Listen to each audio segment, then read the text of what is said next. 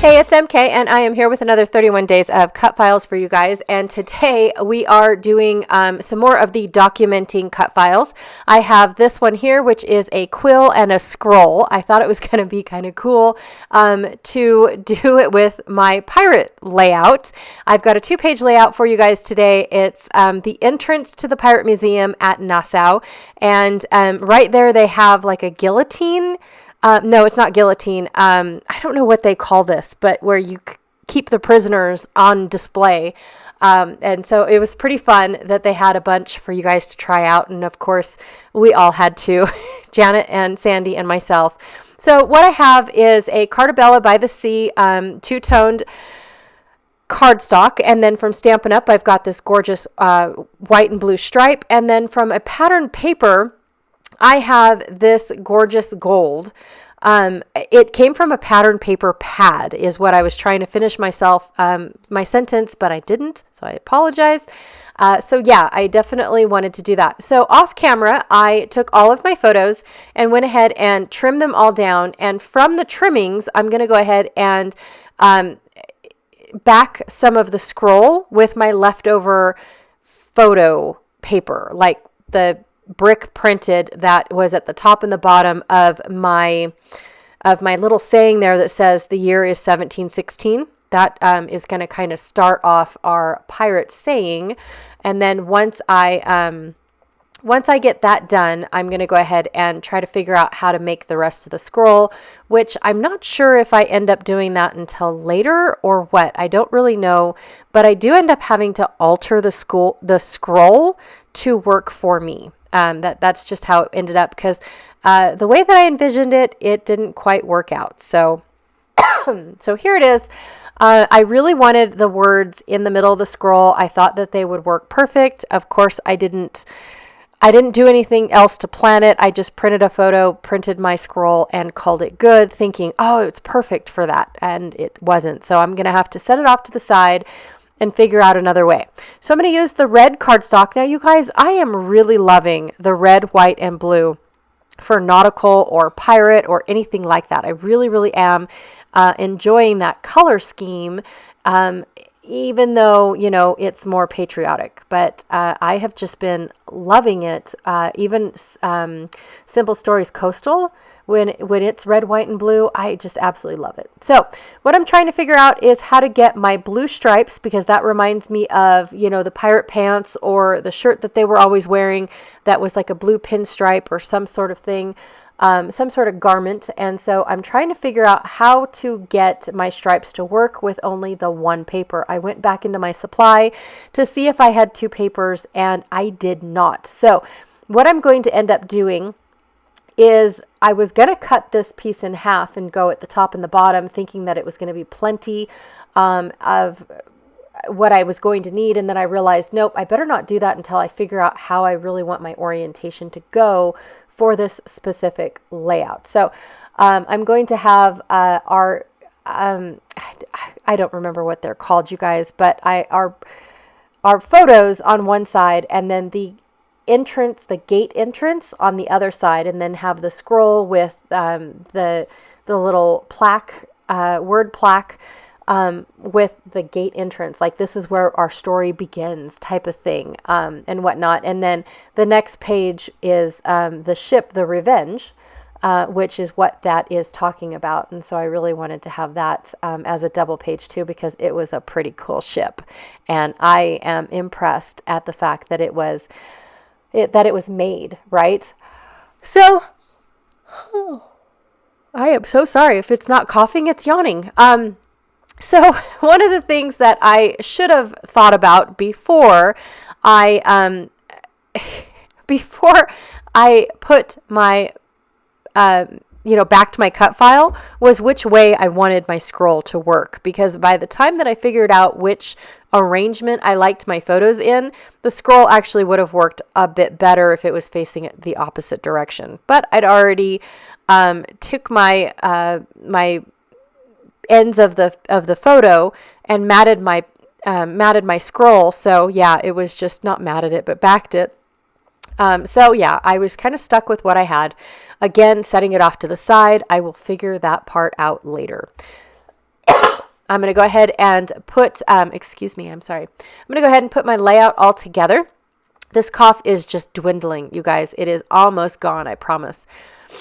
So I'm going to go ahead and put it all together, but then here is where I realized that I need to figure out how to get my striped piece to fill in this gap on the other side, because I did not have another one of these papers. So I'm going to go ahead and trim off. I think it's about 4 inches. Maybe it's a little bit more. I don't really know the answer to that.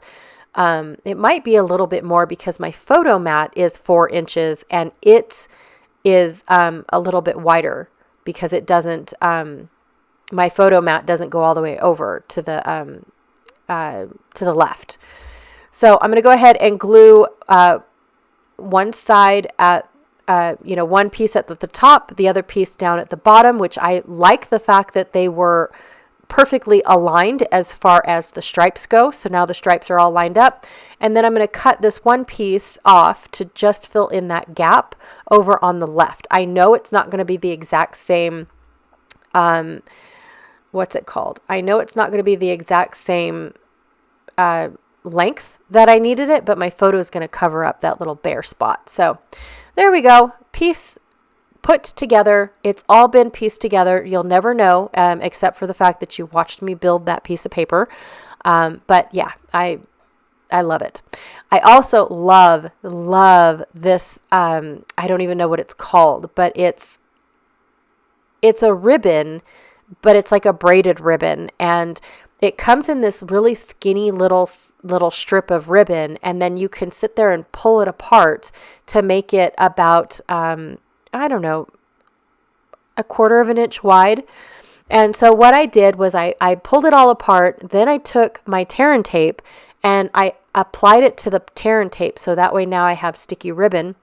And now I'm going to put it on my layout. So I didn't make you watch me actually spread the ribbon apart, add it to tear and tape. It was such a long process to do all of the different strips of ribbon that I had, but I love how it looks like braided rope. It looks like the rope on a pirate ship, basically.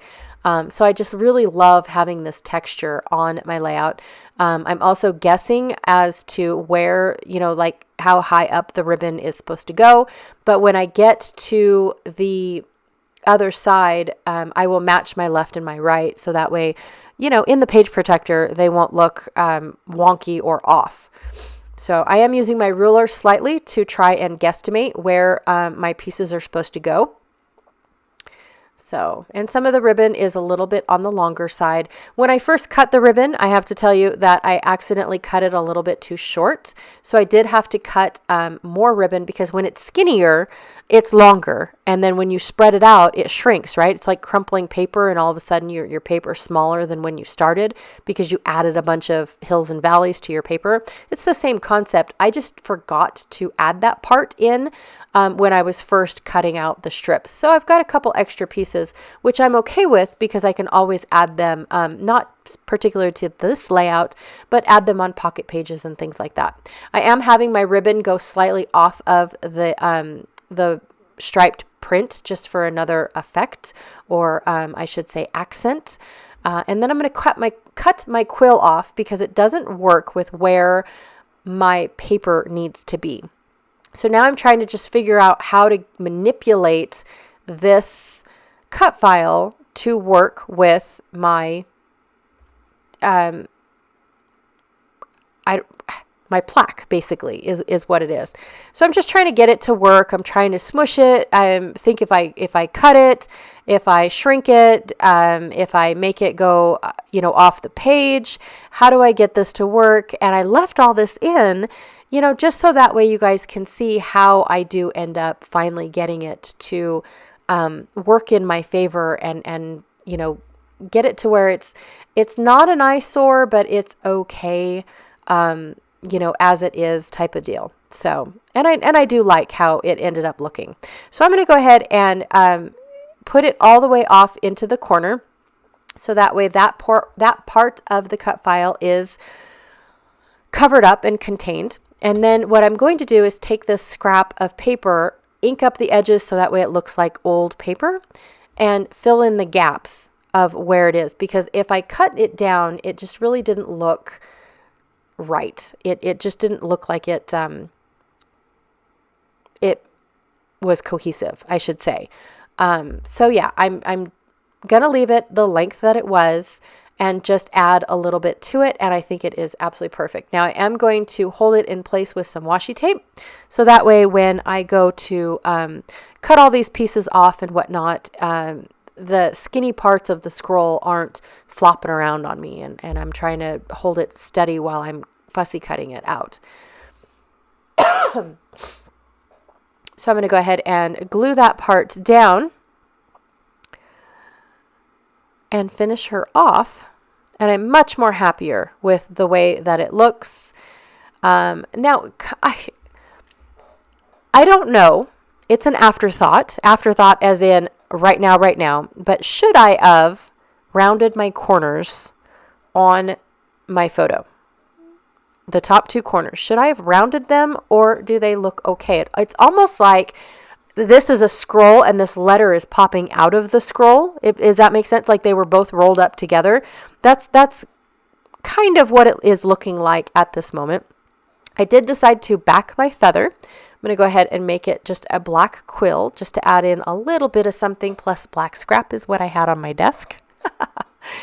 Oh, I don't know what it is about me, you guys, but it's almost like I did not plan on backing any of my cut files, so I'm not prepared, and the decisions are hard. It really is hard to decide what colors do you back your cut files in. And so, yeah, this one was fairly easy once I got everything all on the page. I thought, you know what, the black actually does look really good. I do really like that. So there is my quill, and then I have a bunch of last year's Simple Stories.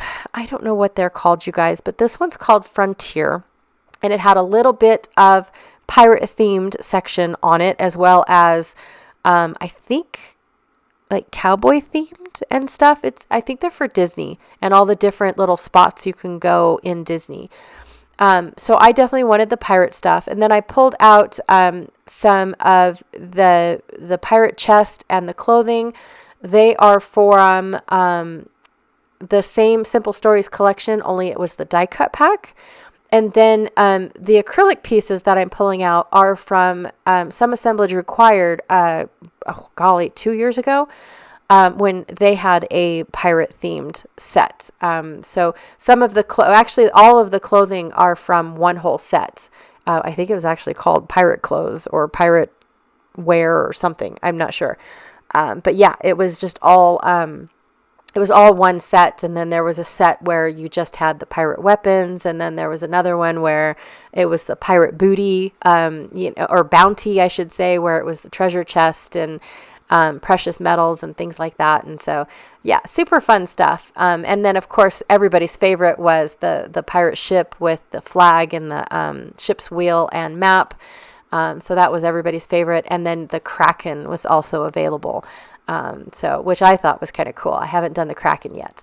So anyways, I do have these old Maya Road. You guys remember Maya Road? They are like see-through plasticky journaling cards. And they were the perfect base, absolutely perfect base for all of my little clusters. I don't know what made me reach for them. They were on my desk from a leftover layout. I don't know what made me reach for them, but honestly, I thought that they just fit perfect and contained all of the little sections of embellishments that I wanted to create. So I'm creating a pirate, I've got like one where it says a pirate's life, and then it looks like it has an abandoned little boat on an island type of thing. And then I've got some pants and a shirt with a hook. And then, of course, the last one is the boots and then the bandana, which the bandana I'm going to have resting on top of the quill, or the scroll, with the quill in between the boots and the bandana. I thought that was a good touch too. And then I want the boots next to the, what is that called? The treasure chest. So I thought it was absolutely perfect. I don't necessarily need to document on every single one of these layouts. I do have quite a bit of layouts to do for this pirate museum. We went picture crazy when it came to this Pirates Museum. However, I don't plan on recording all of it. It's just going to be too much pirate stuff, really. Most of it ended up in pocket pages, but a few of the stories that I did want to tell ended up on a single page or a double page layout. So that is my layout for today. Thank you so much for hanging out with me. I really, truly appreciate it. I appreciate it when you guys hang out with me every day. So here are some close-ups and some still shots of my layout so you guys can get it without my hands moving and swishing in front of the camera. As always, please don't forget to check out the links that I have down below. I have a link for my Facebook group, which is the 31 Days of Cut Files, that everyone is applying their layouts that they're using or that they're making using these cut files are in that playlist. And then also too, don't forget to check out Janet Fritz's channel, who is Galaxy Girl Creations. She is my partner with 31 Days of Cut Files, and she has been creating with these cut files all month long as well. All right, you guys, again, thank you so much, and I'll check y'all later. Bye.